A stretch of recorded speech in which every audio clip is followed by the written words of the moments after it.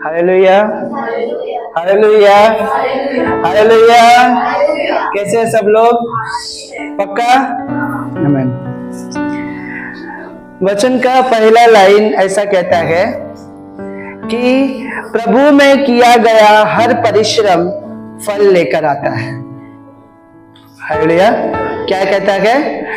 प्रभु में किया हुआ हर परिश्रम। परिश्रम का मतलब क्या है? मेहनत। आमीन। सुन रहे हैं? मेहनत। प्रभु में किया हुआ हर मेहनत, हर परिश्रम हमारे लिए फल लाता है। आमीन। वो फल अच्छा भी हो सकता है, बुरा भी हो सकता है। परिश्रम, अभी जब समझो एक किसान है, वो किसान बीज लेता है ना, अपने हाथ में, और बहुत बड़ा एक उसके पास खेत है, और उस खेत में वो क्या करता है? बीज बोना शुरुआत करता है। जब वो बीज बोता है, क्या उसको पता होता है कि वो बीज बाद में पेड़ बन के उसको अच्छा फल ही देगा या नहीं देगा?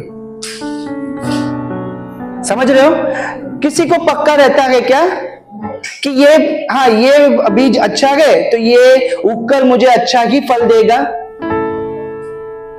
कभी कभी कोई कोई बीज उगता ही नहीं है, या कभी कभी कोई कोई बीज उगता है लेकिन उसको फल नहीं लगता, या कभी कभी कोई कोई बीज बड़ा तो होता है लेकिन वो फिर मर जाता है। कोई कोई बीज बढ़ता है और फल लेकर आता है, लेकिन हमेशा फल लेकर आएगा। उसका कुछ ना कुछ परिणाम मिलेगा, समझ में आएगा कि कौन सा फल जब परमेश्वर ने चुना, परमेश्वर कैसे उसके ऊपर मेहनत करके क्या वो फल दे रहा है या नहीं दे रहा है। हालेलुया। तो मैंने कहा परमेश्वर में किया गया हर परिश्रम फल लाता है। आप लोग परमेश्वर के लिए मेहनत कर रहे हैं तो पक्की बात है, भले कोई इंसान तुम्हारा साथ दे या ना दे, भले कोई इंसान तुम्हारी हेल्प करे या ना करे, आपका किया हुआ हर मेहनत का फल परमेश्वर जरूर देता है। आमीन। परमेश्वर हमारे हर मेहनत का फल देता है। कभी कभी ऐसा होता है, प्लीज माफ करिएगा। हालेलुया। परमेश्वर आपको आपका किया हुआ मेहनत का फल देगा, है ना। हमारे जीवन में अभी आप सोचो, आप किस चीज के लिए मेहनत कर रहे हैं? बहुत लोग हैं यहाँ पर, बहुत चीजों के लिए मेहनत कर रहे हैं ना, बहुत चीजों के लिए मेहनत कर रहे हैं। मेरे पास नाम नहीं लूंगा, लेकिन अपने आप वो लोग समझ जाएंगे। किसी किसी का जमीन अटका हुआ है, उसके लिए वो लोग बहुत सारा मेहनत कर रहे हैं।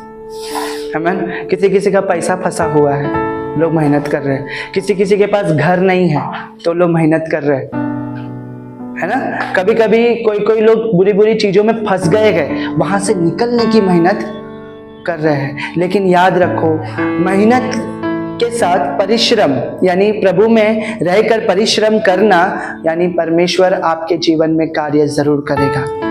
हालेलुया। परमेश्वर आपके जीवन में फल जरूर ले आएगा। कभी कभी क्या होता है ना, हम लोग को ऐसा लग रहा है कि हमारी प्रार्थना ना हवा में है,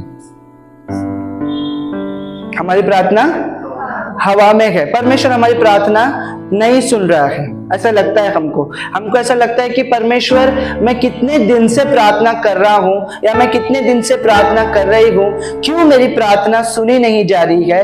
क्यों मेरे साथ में ऐसा है कि मैं जो प्रार्थना पहले से करता आया हूं वही प्रार्थना में आज तक टिका हुआ हूं, मेरी प्रार्थना क्यों नहीं सुनी जा रही है?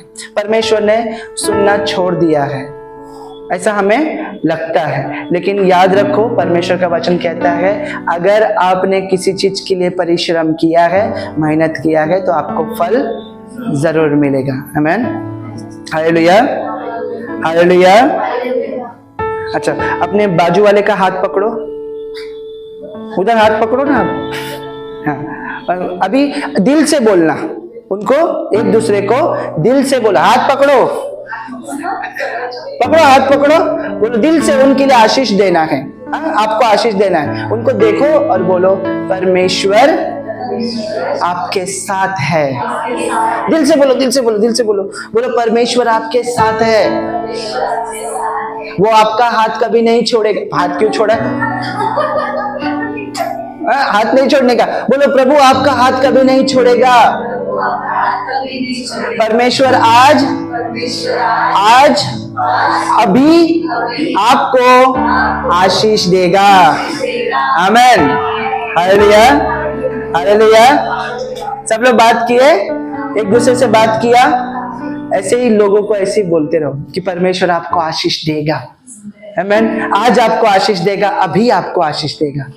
आमेन, प्रभु आपको कभी नहीं छोड़ता है। आमेन। अभी हम लोग वो थोड़ा हाथ पकड़ने बोलेंगे, उसके बाद फटाक से ऐसा लगता है जान दे थोड़ा, ठीक है ना। लेकिन परमेश्वर कभी नहीं छोड़ता। आमेन, परमेश्वर हमेशा आपके और हर एक के साथ है। आमेन। किसी ने कहा था ना कि प्रभु 2 जगह पर मिलता है। परमेश्वर 2 जगह पर मिलता है। कहां पर? चर्च में मिलता है। हाँ, वेरी गुड। परमेश्वर यहाँ पे चर्च में नहीं मिलता है, 2 जगहों पर मिलता है। एक तो परमेश्वर का स्थान सबसे ऊपर है, स्वर्ग में मिलता है। आमेन। दूसरा हमारे मन में। आमेन, हालेलुया।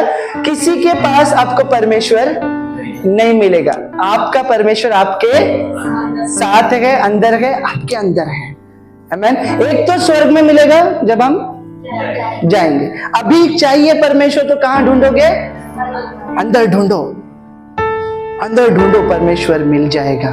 हालेलुया, परमेश्वर मिल जाएगा। निकालेंगे फिलिपियों की किताब 2 अध्याय 14 वचन। फिलिपियों की किताब 2 अध्याय 14 वचन।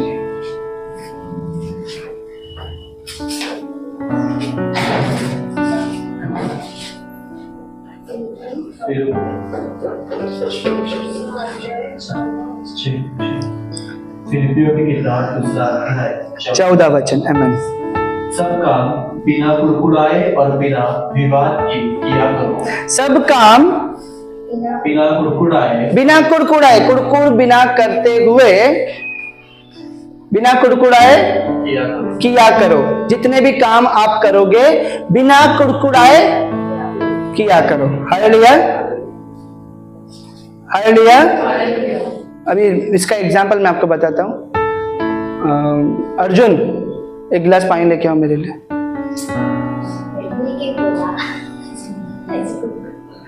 जाओ, बैठ जाओ। हालेलुया। अगर मैं उसको बोला, वो तुरंत, अभी देखो बेचारा, अभी आप लोग तो बोल रहे थे लेकिन उसने कुछ नहीं बोला। आप लोग तो बोल रहे थे लेकिन उसने वो उठने के तैयारी में, वो यही सोच रहा था, सच में बोल रहे कि एग्जाम्पल दे रहे। वो जाने को रेडी है और वो 1 गिलास पानी लेकर आएगा। हालेलुया। अभी वो मुझे बोलेगा 1 बोतल पानी दो, कौन बोलेगा? अर्जुन, बोल मेरे को। अगर हमारे मन में ऐसा आया, हमारे मन में ऐसा आया, ये इतना छोटा है, ये मेरे से पानी मांगता है, क्यों? मेहंदी लगाए पैर में। हालेलुया। अगर फिर मैं इतना बोलकर बाद में पानी जाकर दूं उसको, तो कुछ मतलब है नहीं। हालेलुया। बिना कुड़कुड़ाए करो, जो भी काम कर रहे हो बिना कंप्लेंट्स के करो। ये क्यों, वो क्यों नहीं, ये क्यों नहीं। मैंने कहा 2 जगह परमेश्वर मिलता है, एक दूसरा स्वर्ग में तो हम बाद में जाके मिलेंगे, लेकिन अगर हमारे अंदर ही कुड़कुड़ाहट है तो कैसे मिलेगा? हालेलुया। कभी कभी ऐसा होता है, सिंपल पानी ही मांगा था। क्या किया था? सिंपल पानी मांगा था, लेकिन शायद ऐसा होता है कि वो उसको सच में प्यास लगी थी, लेकिन हम कुड़कुड़ा कर नहीं दिए या कुड़कुड़ा कर काम किया तो उसका कुछ फायदा नहीं रह जाता है। पढ़ेंगे आगे, पूरा एक और बार पढ़ेंगे 14। सब काम बिना कुड़कुड़ाए और बिना विवाद के किया करो। बिना विवाद के किया करो। क्यों ऐसा कह रहा है? बिना कुड़कुड़ाए, बिना विवाद के किया करो, झगड़े के साथ नहीं, कुड़कुड़ाने के साथ नहीं, बिना विवाद के किसी भी काम को किया करो। क्यों ऐसा कह रहा है? क्यों ऐसा कह रहा है? क्योंकि अगर झगड़ा और विवाद होगा तो वो काम पूरा नहीं होगा, या काम तो हो जाएगा लेकिन बाकी सब बिगड़ जाएगा। हालेलुया। कुड़कुड़ाहट या झगड़े करने से काम तो हो जाएगा लेकिन सब कुछ बिगड़ जाएगा। Hallelujah, hallelujah. ऐसे ही हुआ था एक बार, आपको कहानी पता होगी पर थोड़ा सा याद दिलाता हूं कि फारो मालूम है ना, फारो राजा मूसा की कहानी। हाँ, तो मूसा के साथ अभी ऊपर देखना, एक और वचन पढ़ाऊंगा लेकिन बाद में, ठीक है। तो फारो की कहानी में हम लोग ये देखते गए, फारो ने पूरे मिस्र देश पर कब्जा करके जो मिस्र देश में रहने वाले यहूदी थे सबको गुलाम बनाया था। उसको बोलते ना, उन लोगों को बहुत तकलीफ दिया करता था और उन लोग वो तकलीफ झेलते भी थे, क्योंकि उनको खाना, तकलीफ क्यों झेलते थे? क्योंकि खाना मिलता था, एटलीस्ट खाना तो उनको मिलता था, उनको पगार नहीं था, खाना था, सिर्फ खाना मिल जाता था, ठीक है। हाँ, स्वादिष्ट खाना मिलता था, क्योंकि वो बाइबल कहता है कि उन लोग के कांदे में, उन लोग के खाने में कांदा, लहसुन, ऐसा सब कुछ होता था, तो स्वादिष्ट खाना मिलता था। हालेलुया। फिर क्या हुआ? ये लोग रोने लगे कि हम लोग को परमेश्वर आप क्या करें, गुलामगिरी से बाहर निकाले। हमसे इतने बड़े बड़े ईंटे बनवा कर लेते गए, अगर ईंटा बराबर स्क्वायर नहीं बना तो हमको चाकू फेंक के मारते हैं। अगर स्क्वायर नहीं बना और अगर हमने बराबर काम नहीं किया तो हमको चाबुक से मारते गए। परमेश्वर हमें बचा ले, इस गुलामगिरी से निकाल ले करके उन्होंने प्रार्थना किया, और प्रार्थना करते करते वो लोग रो रहे थे और उनकी दुहाई परमेश्वर के पास चली गई। और परमेश्वर ने मूसा को बुलाया और बोला उन लोगों को छुड़ा कर लेकर आना है। आगे की कहानी में सब कुछ नहीं बताऊंगा, आपको मालूम है परमेश्वर ने उनको छुड़ाने के लिए मिस्र देश पर पहले 9 विपत्तियां डाली। कितने? 9। फैरो को सबक सिखाने के लिए 9 परेशानी उस देश में आई। कभी मेंढक पूरे जगह पर भर गए, हमें एक मेंढक दिखेगा ना, एक मेंढक दिखता है ना कभी कभी, हमें एक मेंढक दिखेगा ना तो हम लोग मेंढक के जैसा हम भी कूदते हैं, क्या है चक्कू? एक मेंढक दिखेगा तो मेंढक के जैसा हम लोग भी कूदने लगेंगे। लेकिन वहां पर बाइबल कहता है पूरा का पूरा शहर, उनका किचन, उनका बोलते ना बेडरूम जहां पर लोग सोते थे, उनके खाट के ऊपर तक मेंढक ही मेंढक भर गए थे। हालेलुया। फारो बोलता था मूसा को, ए मूसा प्रार्थना कर अपने परमेश्वर से और बोल मेंढक को जाने के लिए, मैं तुझे छोड़ देता हूं, इन लोगों को जाने देता हूं। जब मेंढक निकल जाते थे फिर क्या बोलता था? मैं नहीं जाने दूंगा।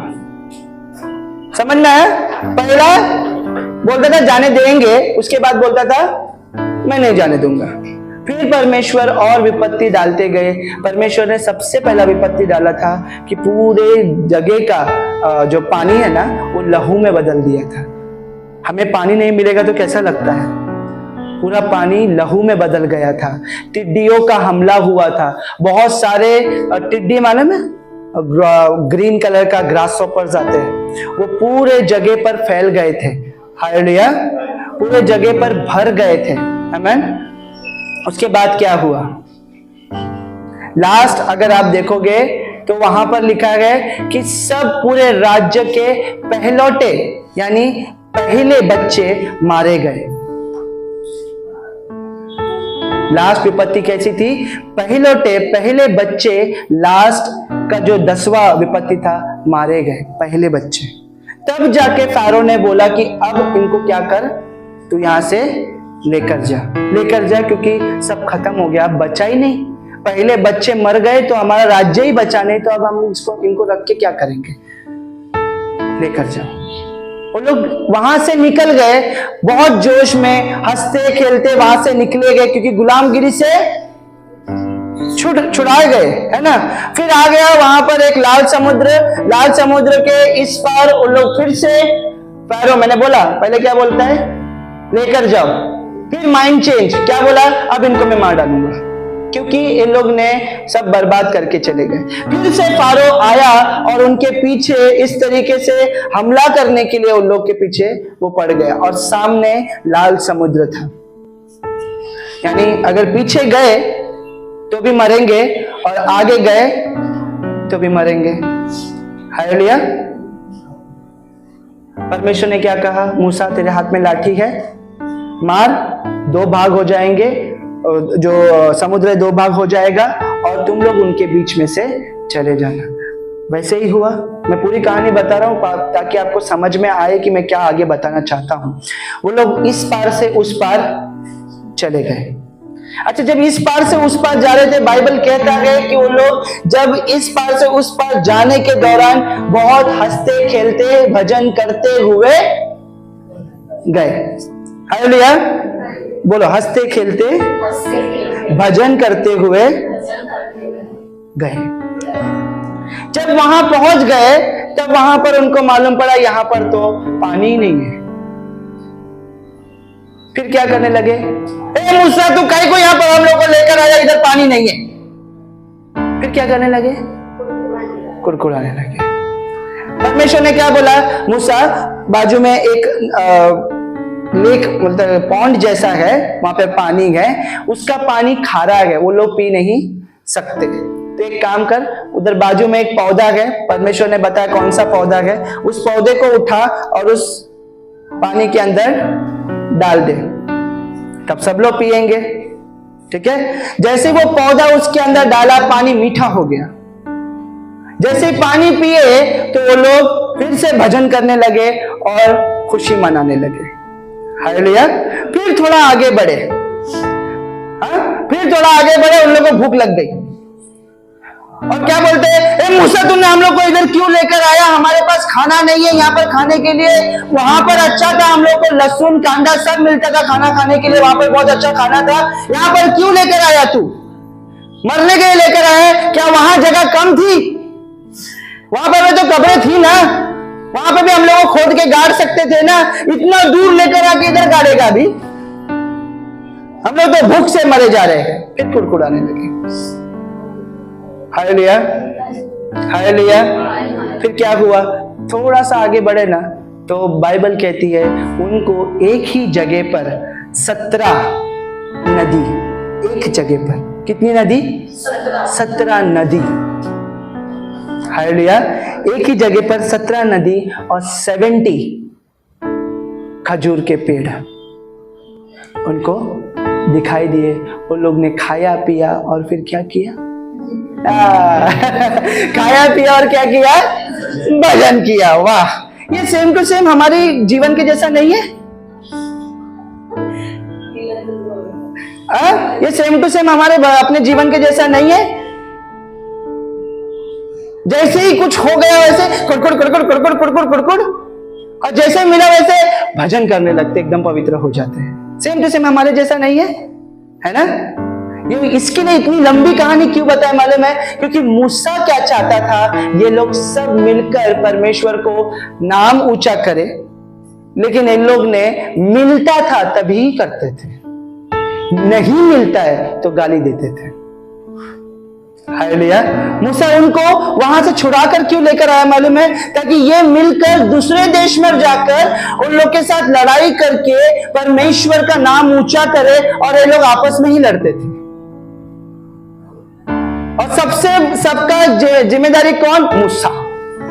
क्यों? क्योंकि मूसा ने छुड़ा कर लाया ना। सबकी बात कौन सुनने का? मूसा। एकजुट होकर किसी भी मुसीबत का सामना नहीं किया। कुड़कुड़ कुड़कुड़ कुड़कुड़, सिर्फ मूसा को कुड़कुड़ किया। मूसा ने जब भी प्रार्थना किया परमेश्वर ने उसको प्रार्थना का जवाब दिया, और जब सब कुछ सही हो गया तब मिलकर भजन करने लगे। हालेलुया। हालेलुया। हालेलुया। हालेलुया। मैं आपको एक चीज कहना चाहता हूं कि जो भी आप डिसीजन लेते हो ना अपनी लाइफ में, हमेशा वो सही नहीं होगा, सही से हो नहीं जाएगा, फटाक से हो नहीं जाएगा। देखो यहां पर इन लोग का मकसद क्या था? कनान देश में जाने का, जो परमेश्वर का दिया हुआ जगह है वहां जाने का। पर मिस्र से निकलकर कनान देश में जाते जाते उन लोगों को बहुत सारी परेशानियां आई है। जब हम कुछ डिसाइड करते, जब हमारा कुछ मकसद होता है ना, इसका मतलब ये नहीं कि हमें फटाक से वो जगह मिल जाएगा। वो जगह पाने के लिए बहुत सारी मेहनत करनी पड़ेगी। और मैंने कहा हर मेहनत का फल परमेश्वर, हालेलुया। समझो अगर वो लोग कुड़कुड़ाकर पीछे चले जाते, शायद फैरो उनको मारता और गुलाम बना देता, फिर से बना देता या नहीं। तो उनको जो परमेश्वर की दी हुई जगह है, 17 नदियां और 70 खजूर के पेड़, मिलता क्या? नहीं मिलता। हालेलुया। हम लोग को क्या लगता है अभी इतने, और ये मैं मानता हूं कि उन लोग ने 1 साल नहीं, 2 साल नहीं, बहुत साल उन लोग ने ऐसा निकाला है, तब जाके परमेश्वर ने वो जगह उनको दिया गया। हम भी ऐसे सोचते ना, मैंने कहा हमारी प्रार्थना हवा में नहीं गए, हमारी प्रार्थना सुनी जा रही है, परमेश्वर हमारी प्रार्थना सुनता है, परंतु सही समय पर काम करेगा। हालेलुया। मत्ती में जब परमेश्वर चेलों को लेकर गया और चेलों से कहा यहां बैठो और क्या करो, ताकि तुम परीक्षा में ना पढ़ो। परीक्षा नहीं आए ऐसा बोला, परीक्षा नहीं आए ऐसा बोला नहीं, यहां पर बैठो, प्रार्थना करो ताकि तुम परीक्षा में ना पढ़ो। परीक्षा तो आने वाली है, परीक्षा तो आएगी, लेकिन तुम मत पढ़ो। समझ में आ रहा है ना? समझ में आ रहा है? इसका मतलब यह है समुद्र तो है, प्रार्थना करो कि वो समुद्र बाढ़ के रूप में ना आए। समझ में आ रहा है? अभी समुद्र तो है पर वो बाढ़ के रूप में ना आए तुम्हारे जीवन में। पता है हमेशा परमेश्वर का वचन कहता है कि खजूर का पेड़ है ना, हर जगह आप देखोगे खजूर का पेड़। खजूर के पेड़ की क्वालिटी आपको पता है क्या है? खजूर का पेड़ की क्यों बाइबल में बार बार जिक्र किया गया है? खजूर के पेड़ में बेंड होने की, क्या बोल सकते हैं उसको, मुड़ने की क्षमता होती है।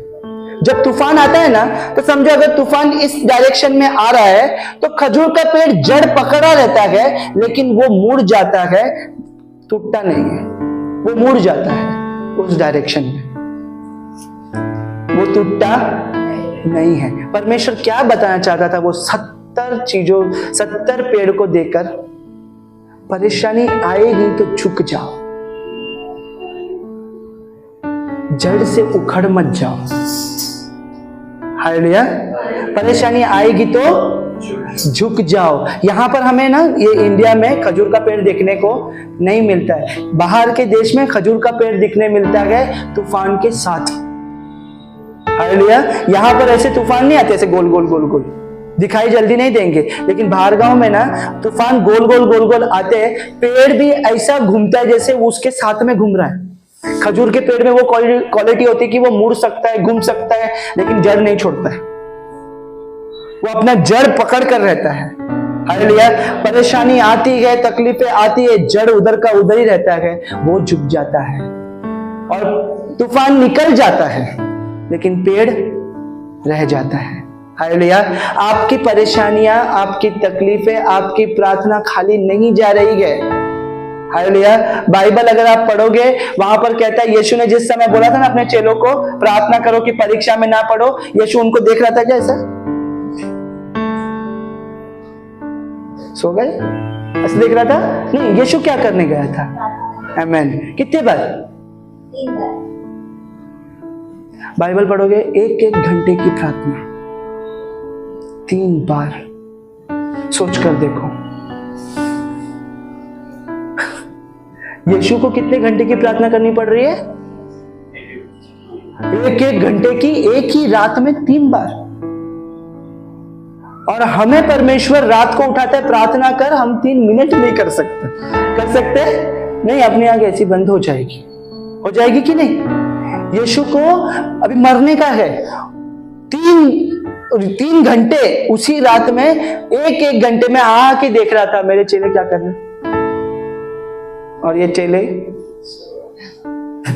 फिर बोल रहा था सो मत, जागते रहो, प्रार्थना करो ताकि तुम परीक्षा में ना पड़ो। फिर जाता था, क्या प्रार्थना किया मालूम है? 3 बार। क्या किया रहेगा? ये जो कटोरा है, ये विष का कटोरा है, मेरे पास से हटा दे। ये विषय था प्रार्थना का। प्रार्थना का ये कितना गिड़गिड़ा के वो कभी हुआ था। नसें फटने की घटना कभी हुई थी? यही 3 घंटे की प्रार्थना में नसें फट गई और खून बनकर टपकने लगा। हालेलुया। 1 घंटे की प्रार्थना नहीं थी, 2 घंटे की अपनी कलीसिया जैसी प्रार्थना नहीं थी। अकेला व्यक्ति एक ही रात में 3 घंटा प्रार्थना किया है, नसें फटने तक प्रार्थना किया है। पता है, एक बार आया, पहले आकर क्या बोला? जागते रहो, प्रार्थना करते रहो ताकि तुम परीक्षा में ना पड़ो। फिर गया, प्रार्थना किया, बोला हे परमेश्वर, ये विष का प्याला मेरे पास से हटा ले। 1 घंटा प्रार्थना करने के बाद फिर आकर देखा, फिर बोला चेलों को, कितने बार हो गया? क्या बोल रहा है? तुम परीक्षा में ना पड़ो, ऐसी प्रार्थना करो, जागते रहो। फिर गया, प्रार्थना किया, वापस से वो एक ही प्रार्थना का विषय कि परमेश्वर, ये विष का प्याला मेरे पास से हटा ले। फिर आया 1 घंटे के बाद, बोला प्रार्थना करो ताकि तुम परीक्षा में ना पड़ो। फिर गया प्रार्थना करने के लिए। पता है तीसरी बार प्रार्थना में क्या हुआ रहेगा? चौथी बार नहीं आया, चौथी बार नहीं आया। तीसरी बार जब लौटा ना, तो एक ही चीज बोला। क्या बोला? आ गए मुझे पकड़ने वाले, मुझे पकड़ने वाले आ पहुंचे गए। तीसरी बार जब वो प्रार्थना करने गया ना, तो क्या हुआ पता है? तीसरी बार में यही प्रार्थना किया, ये विष का प्याला मेरे पास से हटा ले, परंतु मेरी इच्छा से नहीं, तेरी इच्छा से। बाइबल कहता है उस समय एक स्वर्गदूत आया और वहां पर कहता है परमेश्वर ने उसको, प्रभु यीशु को नए बल से भर दिया, नई ताकत से भर दिया। क्या वो विष का प्याला हट गया? समुद्र तो है, हालेलुया। क्या वो विष का प्याला हट गया? कौन बदल गया? कौन बदल गया? वहां पर कुछ सिचुएशन बदल गई? सिचुएशन बदल गई? नहीं बदली, कोई नहीं बदला, सिर्फ ताकत मिल गई। समझ में आ रहा मैं क्या बोलना चाहता हूं? आपकी प्रार्थना, आपकी तकलीफें, प्रार्थना, सब कुछ रहेगा, सिचुएशन भी वैसी रहेगी। परमेश्वर को कहना है, परमेश्वर मैं प्रार्थना करता हूं कि मुझे इनसे लड़ने की ताकत दे। हालेलुया। किसी के जीवन में परेशानी आएगी ही नहीं, ऐसे बोलने वाले चर्च है। मैं प्रार्थना करता हूं कि तुम्हारे बैंक बैलेंस भर जाए, जाओ चेक करो। ऐसे भी लोग हैं, बोलने वाले ऐसे लोग हैं। तुम्हारे घर में कल सुबह आशीष मिलेगा, ऐसा सुनने का है तो अच्छी बात है, पर ऐसी कुछ नहीं होने वाला, ऐसा कुछ नहीं होने वाला है। लेकिन परमेश्वर आपको नया ताकत देगा, नया बल देगा, नई सामर्थ देगा। कुछ नहीं बदलेगा, सिचुएशन वही रहेगी, तुम उससे लड़ पाओगे। लड़ना चाहते हो या नहीं? लड़ना चाहते हो या नहीं? कहां ढूंढोगे वो ताकत?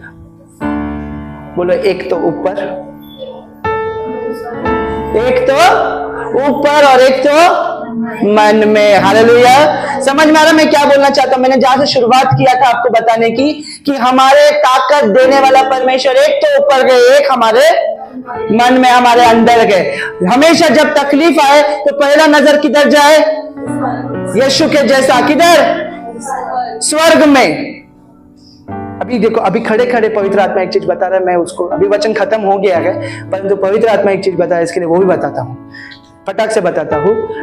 5 रोटी 2 मछली का चमत्कार सबको मालूम है ना? पूरा समझाने की जरूरत है नहीं। खाना नहीं था, 8000 की भीड़ थी, 8000 लोग भूखे चिल्ला रहे थे, कुड़कुड़ा रहे थे, है ना? और यीशु ने क्या किया? 5 रोटी और 2 मछली लिया और क्या किया? ऊपर नीचे रखा। क्या हुआ? भर गया था?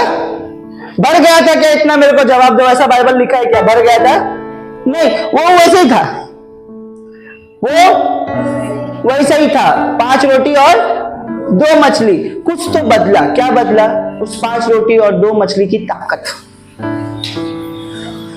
समझ में आ रहा है? 5 रोटी और 2 मछली की ताकत। जैसे ही तोड़कर बांटने लगे, एक एक रोटी नहीं दिया है, याद रखो, बाइबल पढ़ो, उसमें लिखा है इसको तोड़कर बांटना शुरुआत करो, है ना? जैसे वो लोग तोड़कर बांटने लगे, वो बढ़ता चला गया। हालेलुया। तोड़कर बांटने लगे, वो बढ़ता चला गया। हालेलुया। समझ में आ रहा है मैं क्या बोलना चाह रहा हूं आपको? समझ में आ रहा है? सिचुएशन नहीं बदलती। अभी भी कितना है? 5 रोटी और 2 मछली। प्रार्थना के बाद भी कितना दिखाई दे रहा है? 5 रोटी और 2 मछली। काम कब होने लगेगा? जब विश्वास के साथ में तुम करने लगोगे। हालेलुया। इसीलिए मैं कहता हूं, पहला परमेश्वर को अगर ढूंढना है तो ऊपर, दूसरा तुम्हारे अंदर जो पवित्र आत्मा दिया गया है। बोलो, मुझ में पवित्र आत्मा दिया गया है, मुझ में परमेश्वर वास करता है, मैं परमेश्वर का हूं, परमेश्वर मेरे अंदर है। Hallelujah, hallelujah. मैं खजूर के बीज, खजूर के पेड़ के जैसा जड़ नहीं छोड़ूंगा। कितनी भी मुसीबत आ जाए, मैं जड़ नहीं छोड़ूंगा, पकड़े रहूंगा, थामे रहूंगा, क्योंकि परमेश्वर मेरा हाथ थाम के रखा है। Hallelujah, hallelujah. आपकी प्रार्थना जरूर सुनी जाएगी, सब कुछ बदल जाएगा आप ही के द्वारा। हालेलुया। कितने लोगों को वचन समझ में आया है? आमीन। परमेश्वर आप ही के द्वारा आपके जीवन में कार्य करे। आप